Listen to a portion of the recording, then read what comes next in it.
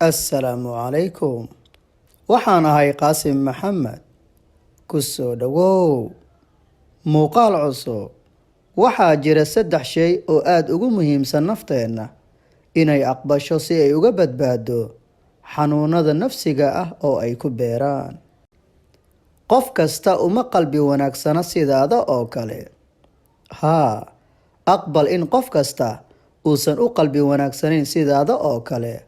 oo aad la kulmayso dad si kasta oo aad u wanaajiso kugu bedela xumaan, si kasta oo aad ugu naxariisato kugu bedela khiyaano iyo xasidnimo, si kasta oo aad u qadariso kugu bedela yasid iyo qiimo dhac, si kasta oo aad u qiimayso ugana dhigto qof muhiim ah kuu arka inaad tahay doqon aan waxba kala ogeyn.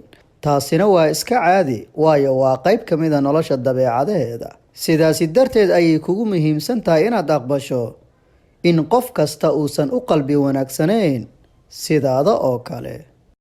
Qofna noloshaada kulama joogi doono weligiisa. Ha isla haysiin qofna, waayo nolosha kuma siinayso qof kasta inta ka dhiman cimrigaaga si uu kula joogo.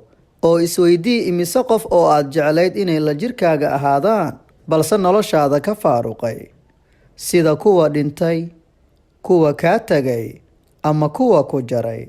Sidaas ayay u muhiimsan tahay in naftaadu aqbasho in qof kasta uusan kula joogi doonin weligiisa.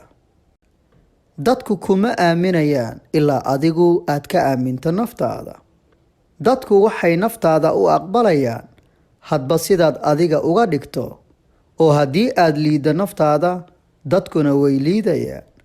Haddii aad jeclaato naftaada, dadkuna way ku jeclaanayaan. Haddii aad aaminto kartidaada, qofnimadaada, qiimahaaga, awooddaada iyo wanaagga badan ee ku duugan naftaada, si la mid ah ayay dadkuna u aaminayaan, waxayna kuu qirayaan inaad tahay qof la aaminsan yahay. Balse adigu waa inaad aamintaa naftaada oo aad noqotaa taageeraha koowaad ee naftaada.